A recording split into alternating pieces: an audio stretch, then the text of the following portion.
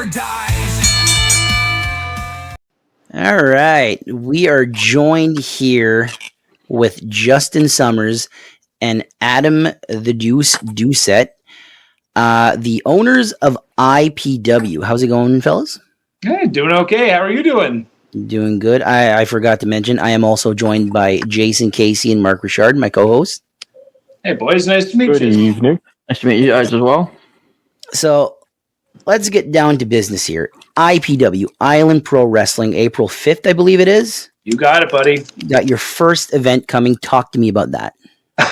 Talk about excitement is more like it. Like ever since we released the show date, the response that we've been getting from fans has been awesome. Everybody's hungry for a wrestling event, and we're here to give it to them. It's going to be great. That's awesome. So we talked before, and you mentioned the first time the titles are vacated. So that remains the same. No champions going in. I don't know. How much do we let them in on here today? When are you releasing this, Ray? Tomorrow. So this will be out for the what are we today? The 4th, so the 5th. So I mean, like in full honesty, we have a little something that we're cooking in the think tank here too that we're getting ready to release. So maybe, I don't know, dude. You think you should? I don't know. We'll hold on to that one. We'll hold on to it. It's fine. Surprised as everybody else is going to be. So cool. Yeah. So but Jason, yes, the titles are currently vacant. So let your mind explore there. So maybe not title matches on the show. We'll let people think. Yeah. Well, maybe not. There's a possibility, right? Possibility. Well, I mean, our poster that we released did have a mystery shadow figure on the front there. So he's got it there. I was gonna ask about that. So yeah. Obviously it's a mystery. It's a mystery. But I think Mark, you wanted to ask him about potential superstars that they would want to bring in, right? Yeah, absolutely. And I mean, my question, like basically looking at that poster right now, like we're seeing talent from all over the Maritimes, right? We have Gabriel Savage he has his own promotion in New Brunswick, and we have I did notice like some CCW guys in Fredericton and like all those promotions. And my question was particularly like looking at these guys, like who would you like to bring in? Like, are there any guys that are on like the top of your list, like either for this event or for the future? Go ahead. I'll let you take it. Who do you want to see come here? Like individuals? That might be tough. What I'm excited about is the range of people that we're able to get. I'd like to continue to see that talent coming in from a bigger radius, so we can expose different wrestlers to this area, this market. I mean, that was one of my core promises to the fans too, was that we're going to elevate the fan experience. We're going to bring in some fresh new faces. We're going to expose people to different talent that they haven't had the opportunity to see yet. That reach doesn't necessarily just stop at the Maritimes or the Atlantic region either, right? So the sky's the limit, really. Yeah, it'd be cool too for you guys to maybe bring in some talent from Newfoundland as well, because we don't often see a lot of guys from unless you're talking about like Justin Newhook that's permanently resident here now, or Moondog Dylan Davis. But other than that, there's a huge group of talent in Newfoundland. And the nice thing too with Newfoundland, right? With Newfoundland, they love their wrestling. Oh yeah.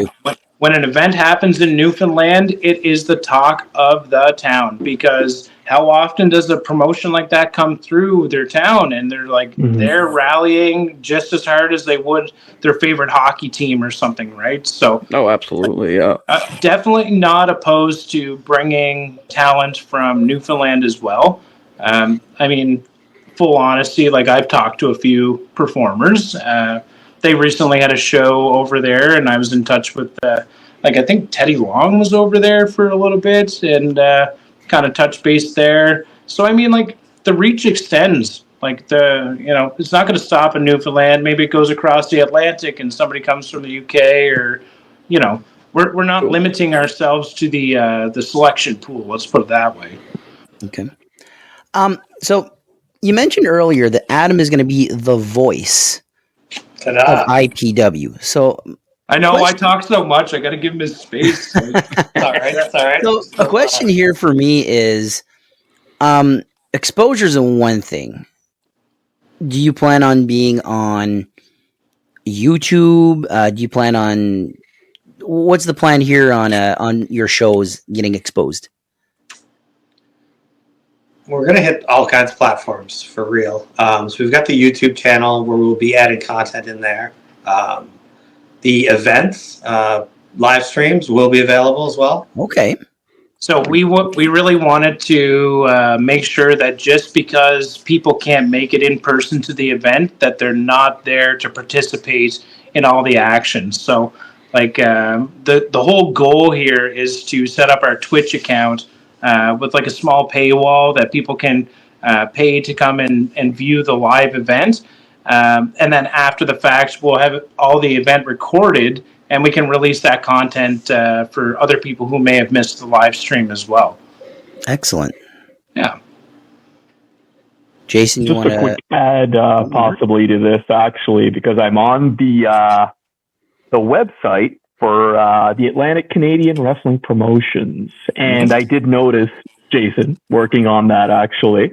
I have a bunch of different links here, absolutely beautiful, for IPW that leads directly to your pages on Facebook, Instagram, TikTok, Twitch, and Reddit. So are these the platforms that you're looking to build around? Yeah, so we've been looking to hit like predominantly, obviously, the most popular platforms as well, but we don't want to forget about some of the other platforms where people get their content from, right? So we want to make sure to hit all the bases. Doing that is a lot of time investment. Doing that is a lot of management on top as well. So like slowly, like we just bought the company, a few months back. So slowly over time, things are going to continue to kind of fall into place where some of those platforms will get more and more content. But we've kind of selected Twitch as the one for our live stream stuff, and YouTube and Facebook and Instagram. Those are kind of like the key ones that we're really focusing on right now. Yeah, we've got an active community already on Facebook. Yeah. So we're just kind of harnessing that and growing there as we are. YouTube works perfectly. We're like content super library. close to 1,000 people on our Facebook too. Like Awesome. super close. Very nice. Yeah. So I think we run a promotion or something, give some tickets away or something. Yeah. Yeah. Who's going to be the 1,000th follower, I guess? Yeah. I'm already following. Yeah, I don't know if it works if you unfollow and follow back again and again. So, Only get to 1,000. yeah, exactly. I did just like the page as well, so hopefully I'm number 1,000. Who knows? Yeah, it's got to be good. It was really close when I checked the other day. Nice. So, yeah. So, Jason, you got this? Sure. So I've seen lately there's been quite a few promotions that have been having their events in the bar settings. Is that the reason that you guys went with the PEI Brewing Company, or is it? No, I wasn't really like influenced by any other promotions. I went to view that venue, and whenever I was in there, I was just like, "Oh my god, this is the perfect place." Like it really is their event hall that they have there. The staff that I met when I was there, they were super engaging, and they were equally as excited to do a wrestling event, which was like awesome, because they haven't done one there before, so they're also excited to start offering that, right? Like they know they can do that then. So working with them has been fantastic the whole time. Cool. Yeah, I've been looking at their pictures and stuff, and the venue looks fantastic, especially height-wise, because now you get the guys at the Ricky Mortises. I've seen him wrestle in the past. He loves jumping off that top rope, so he'll be able to do that there because he has the height. I was a little worried that the chandeliers were too close to each other there, that he'd catch one of them, but we measured it out, and it's all good. So. Oh, there you go. There you go. So what's the seating capacity like there? I think once our ring print, I call it a ring print instead of a footprint, but once we're in place with all our amenities that we're required to do the show, we're still at about 450. Oh, wow. That's great for a bar scene. Yeah, and the magical part about that venue is that if we see that we're only going to hit 250 or 300 people, we can reduce the size of the room with the way they have it laid out. So Oh, like cool. yeah, it's really nice in that sense that like it doesn't matter what kind of style event you're doing, they can make the room feel really nice. Right. When you pull the room in like that and have it fit to what's happening, just the intensity of the crowd and everybody just seems to be a little bit more as opposed to that wide open space of a gymnasium. Yeah, I was looking at the pictures, and it looks like it's really set up well. Where you got the staging area, then you have like a little nook at the back where you guys could have your merchandise, etc. You know what I mean? And then have the crowd in the middle. It has a looks green perfect. room for the wrestlers. Like there's a green room there for them. Like we can provide nice amenities for our talent that we're bringing in. So like just it's a level up move on the venue for sure. And Excellent. I really feel that that's gonna really heighten everybody's experience and like get that live impact, high intensity wrestling feel that we all want to see at the shows. No, absolutely for sure. Cool. Is this there's venue- some nice stairs, eh? Oh, Is sorry. this venue a place you regularly go? This venue would be somewhere that I could see ourselves doing multiple events at. It's kind of like I don't know. I've been treated as like almost like a home base style event. Like we would feel very comfortable operating out of that venue. Because I mean, as you guys all know, with indie wrestling, like once you pick it up and take that show on the road, like it becomes a lot of production. It becomes a lot of behind the scenes transportation, like everything that the venue is offering in one stop spot, right? So. Yeah. You have mentioned in the past that traveling might be something you'd be interested in. Any still interested in that? Yeah, 100%.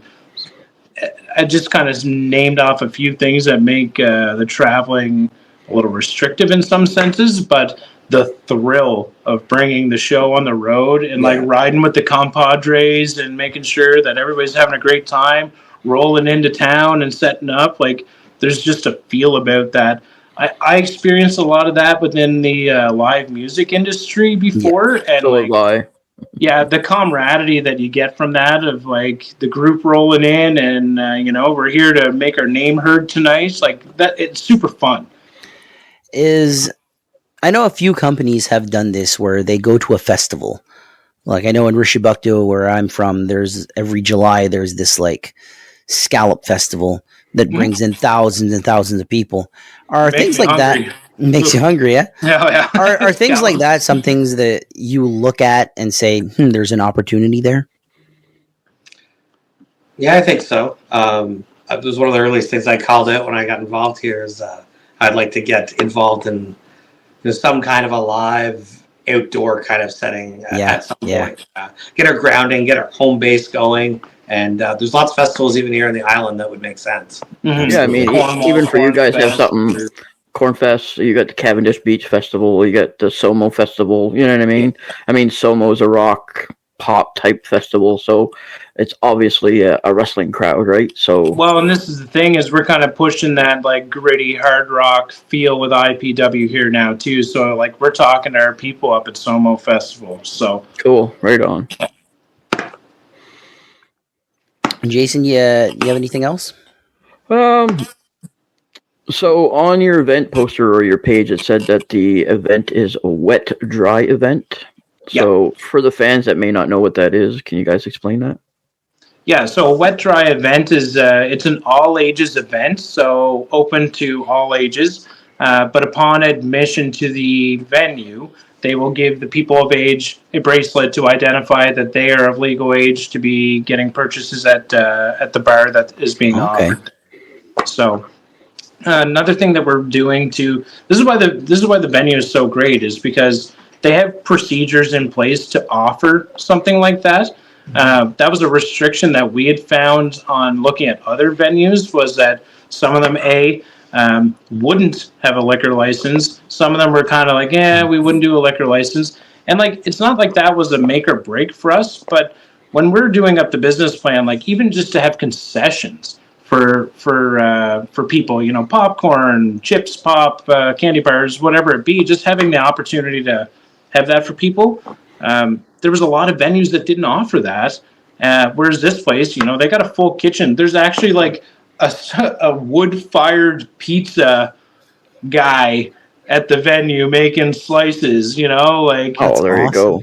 So I mean, like, we're really elevating the VIP stuff too. Like, we're only going to do a limited number of VIP tickets because we have a section that's going to be, you know, they'll have a server in that section with a couple tables and like close access to the amenities and stuff like that. So, I mean, just again, I can't praise the venue enough. Like, the venue is actually, like, I'm very excited to get in there. Excellent. How much for VIP, by the way? VIP early birds are going to be $50, and after that, they're going to step up to $60. So, very nice. Yeah, we're doing early bird ticket sales all the way up to St. Patrick's Day. Yep. Yeah. So, Jason, Mark, any other questions before we give the floor to the IPW owners? No, I'm good. Good. Well, I was going to mention earlier, actually, looking at that photo, I did see some stairs and whether there will be any theatrics going on up there. Is that possible? Don't know. You're going to have to show up and find out, man. Oh, man. I might have to.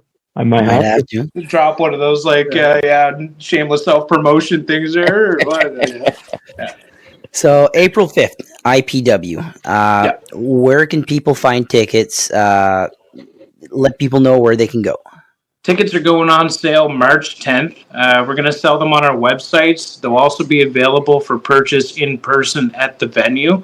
Anytime you want to stop in there, you can pick up a ticket for the event. But we're really pushing all the ticket sales on our website, islandprowrestling.com.